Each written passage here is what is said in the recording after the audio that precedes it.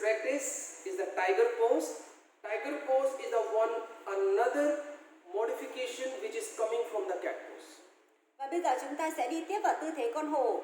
Tư thế con hổ là cái bước tiếp theo nối tiếp từ tư thế con mèo. When you understand male pose, cat pose, yes, you understand this movement. Now we will be combine the another modification you practice so many times, like right leg up. Ở tư thế con hổ, mình bắt đầu từ tư thế con mèo, duỗi thẳng chân phải về phía sau. You will see I am using the same thing, but in this position, which movement I am focusing? The movement change, it's squaring. Ở đây thầy vẫn áp dụng đúng cái sự di chuyển của lưng, cột sống giống như là tư thế con mèo, nhưng có kết hợp với vùng hông. Hông của mình là luôn luôn duy trì hai hông cân bằng nhau, không bị vếch hông lên. Có nghĩa là mình phải úp hai cái hông cân bằng với nhau. And when I'm changing the position, when will it get in curve? So I'm just changing the position. But still, my arms and my leg position will still remain. It's not I have to do it. No. Và khi thầy di chuyển, vẫn giữ nguyên vị trí của cánh tay và đùi vuông góc với mặt sàn, không hề đẩy tay và đùi về phía trước. Có nghĩa là mình có áp dụng, mình có kết hợp sự di chuyển như thế nào đi chăng nữa thì cái định tuyến của tay và đùi vẫn phải duy trì. This is the basic modifications in the Vyaghra pose, in the tiger pose. All things same like the cat, only pelvic movement change, back leg will be the straight, inside outside toes facing out, in both are okay, but usually we practice toes facing out, so more comfortable. And when you squeeze, you have to touch me.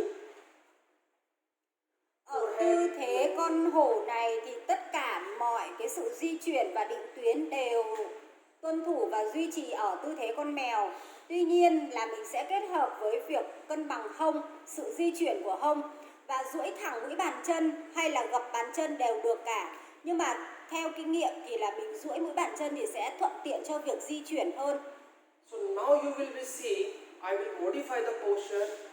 This tiger pose, how we can be modified from step 1 to the another step, step 2, 3, 4, 5, 6.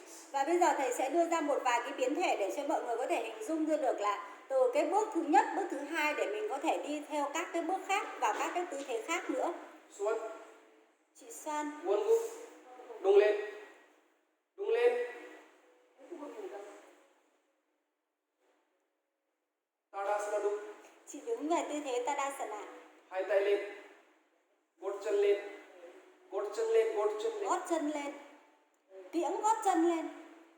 Chân xuống. 5 phút đi. Chị giữ đấy 5 phút.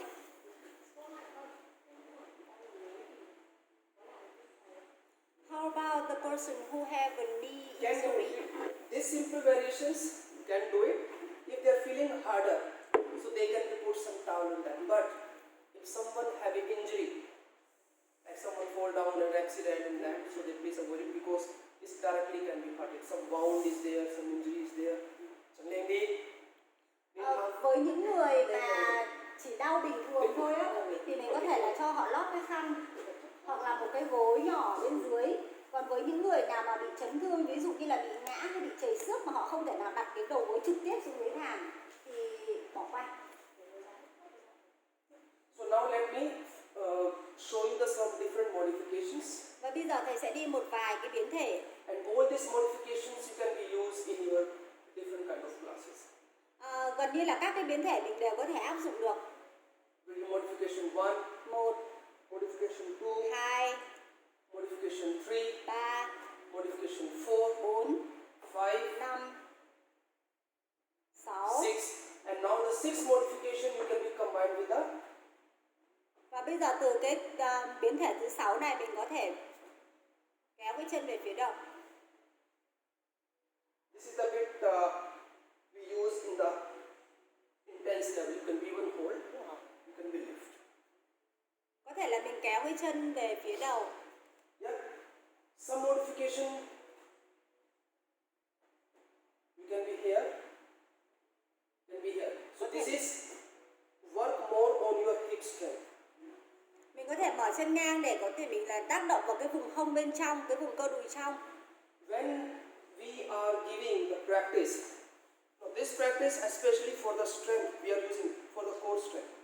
But this practice when we will combine with the movements, so this is give the more strength practice. Like when I am teaching my class especially for the core strength, I am teaching my some class for the strength, I am teaching my some class for the weight loss. In that I am giving this practice. How I am changing.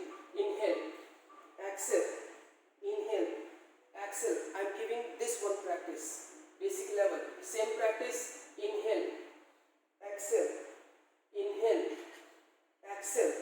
Practice 3, same movement, inhale, exhale, inhale, and then exhale. These are the posture when we are holding.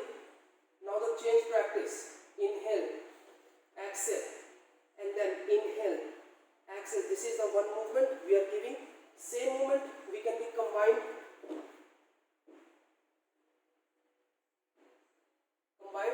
when it will become more intense, and then here posture, and you can give the movement. So when you are giving the movement, so this whole practice if you are teaching the aerobics and if you are teaching the core strength class, weight loss classes, so you can combine this practice in your class. Tất cả những cái biến thể vừa rồi đấy thì nó đều làm cho cái vùng cơ lõi trung tâm của chúng ta được rắn chắc và khỏe mạnh hơn. Và đặc biệt là ở trong những cái lớp mà về cái phần tăng cường sức mạnh hoặc là những cái lớp mà giảm cân chẳng hạn, thì mình có thể kết hợp những cái chuỗi này vào với nhau. Và đặc biệt là ở lớp mình có những người mà mình đang giảng dạy về môn aerobic thì mình cũng có thể đưa những cái bài tập này vào kết hợp cho học viên của mình. Sometimes we are giving the more modifications in that. How? Same practice, whatever I show you in the tiger pose. So we combine the practice with the drop bend. Same. What we did, even you can do the cat and cow. You can give the one leg practice, one hand practice, bend the neck, hold the neck, or what are the position I show you. So you can combine the same. Tương tự như vậy là mình cũng có thể sáng tạo ra một cái chuỗi tương tự như tư thế con hổ, là mình có thể hạ cái khuỷu tay xuống và mình cũng làm một chuỗi các cái biến thể giống như là cái việc mà chống khuỷu tay lên. Sometimes the same practice we can give the more modifications. Before we did the right leg and left hand opposite hand, and sometimes we are using the right leg and the right hand, the same hand. Đôi khi mình cũng có thể sáng tạo ra là mình nâng cái một chân phải về sau thì mình nâng tay trái, nó sẽ là chân nọ tay kia. Nhưng đôi khi mình đưa một chút khó lên thì là mình sẽ đưa cùng chân cùng tay. Right hand even the bend leg. Because the same leg, same hand you will use, so you need more balance, you need more focus. Và khi mà mình đưa cái độ khó là cùng chân cùng tay thì mình sẽ phải tập trung nhiều hơn nữa để mình có thể giữ được thăng bằng. So you see, we did two posture, and the two posture we can be combined so many things. Và mình đã đi được hai tư thế, và từ hai tư thế này mình có thể kết hợp được rất là nhiều vấn đề với nhau.